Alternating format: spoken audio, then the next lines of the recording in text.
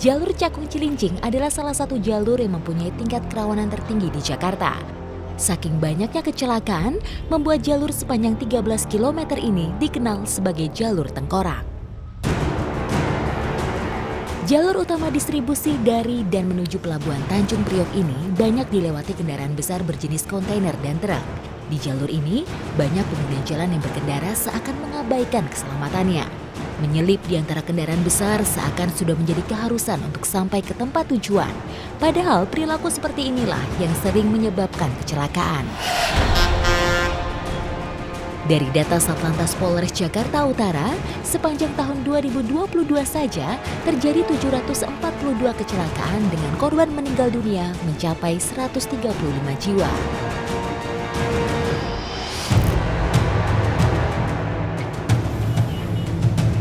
Tak hanya jalur tengkorak Cakung Cilincing, sejumlah ruas jalan di ibu kota juga rawan kecelakaan. Di Jalan Tol Tomang, Jakarta Barat, sebuah mobil berisi 5 orang penumpang tiba-tiba terguling. Mobil naas ini dalam perjalanan dari Madiun menuju Merak. Saat melintas di lokasi kejadian, mobil tiba-tiba hilang kendali dan menabrak trotoar pembatas jalan lalu terguling. Padahal sopir baru saja istirahat dan tidak dalam kondisi mengantuk. Ia tidak mengetahui penyebab kecelakaan tunggal itu terjadi. Beruntung, tidak ada korban jiwa dalam peristiwa ini. Menurut warga, ruas jalan tersebut kerap memakan korban dengan kejadian serupa.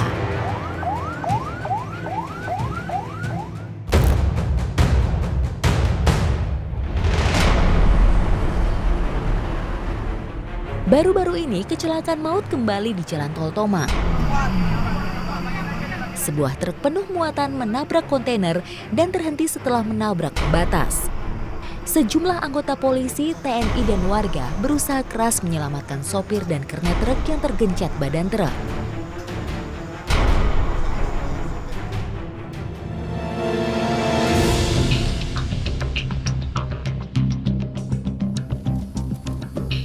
Hari itu, usai santap siang, Suhendi dan Supriyadi bergegas mengemas muatannya ke dalam truk. Ya, paman dan keponakan ini akan mengirimkan semen dari Tanjung Priok ke Kebun Jeruk.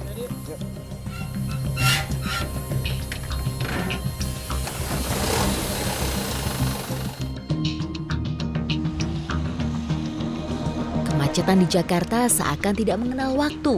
Hampir sepanjang hari, ruas jalan di ibu kota penuh sesak dengan berbagai jenis kendaraan bermotor.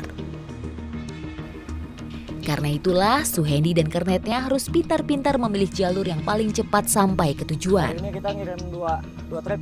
Tidak ada firasat apapun hari itu. Baik Suhendi dan Supriyadi sama-sama menikmati perjalanan. Sebelum berangkat ya kita biasa aja. Kita ngobrol ngopi. Iya, berangkat juga dengan santai, tenang. 20 tahun menjadi sopir, Suhendi tahu betul bagaimana bertindak di jalan raya, terlebih saat berada di jalur padat dalam keadaan tidak biasa. Saat truk yang dikendarai Suhendi melintas ruas tol Tomang, tiba-tiba truk yang dikendarai Suhendi tidak bisa dikendalikan. Cup. Apa, Bang? Berapa ya, Cup? Jangan bercanda lu, Bang. Aku suruh, Cup. Padahal saat itu jalanan tengah macet dengan kecepatan sekitar 20 km per jam.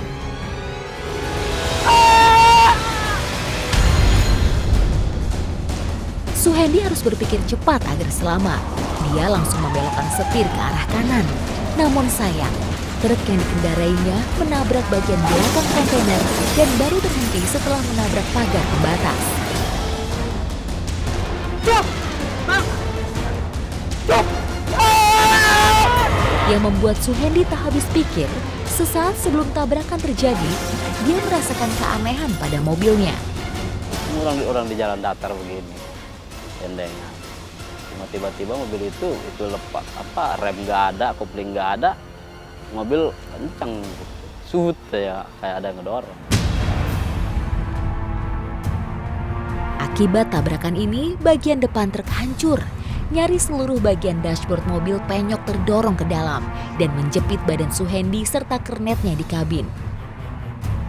Nyeri, sesak napas, hanya itu yang ia rasakan saat itu. Bang, kaki gua. Mobil hancur ya saya lemes, ngeliat kenek doang lemesnya Pak.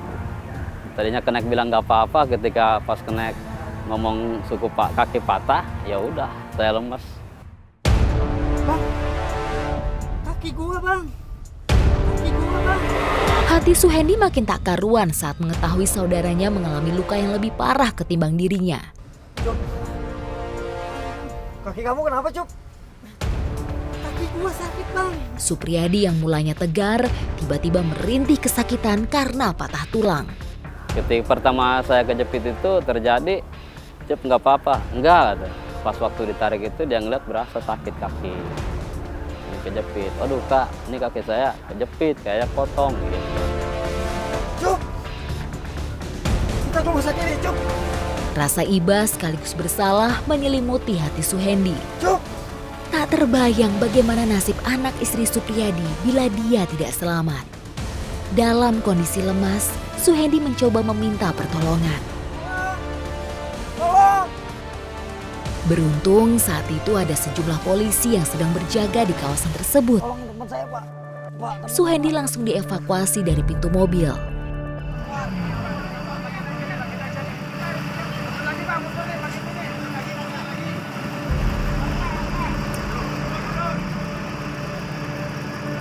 Sementara itu, polisi perlu waktu lebih lama untuk mengevakuasi Supriyadi. Petugas kepolisian pun harus mengerahkan sebuah mobil dan tali untuk menarik dashboard yang menjepit badan Supriyadi.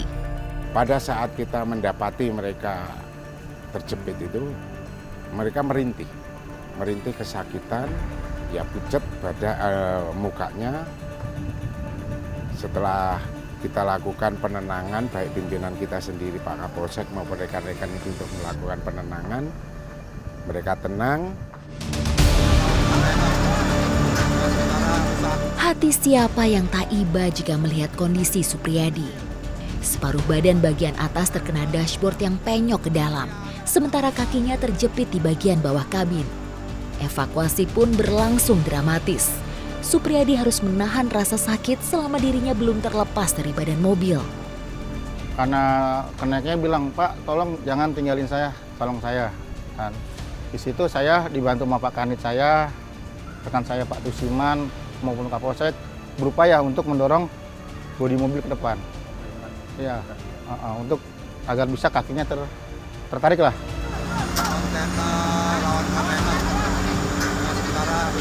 Usahakan untuk supir bisa keluar, ditarik kalau mobil kecil, dibantu Kapolsek dan anggota. Demikian dilaporkan. Setelah dicoba berapa kali, akhirnya bodi mobil alhamdulillah bisa ke depan dan supir bisa bergerak.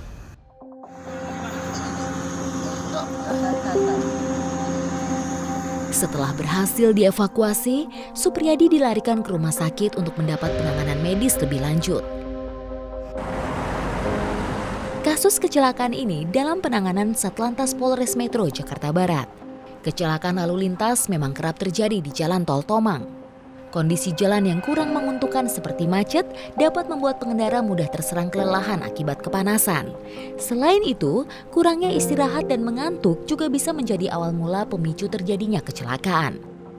Kapolsek Palmerah Kompol Dodi Abdul Rohim mengingatkan agar pengguna jalan lebih waspada saat melewati jalur tol Tomang. Nah kalau sering memang di situ sering ya, karena mungkin juga pada saat mau turunan ya. Jadi agak rawan, makanya saya mengharapkan lebih hati-hati lagi para pengendara kendaraan di situ.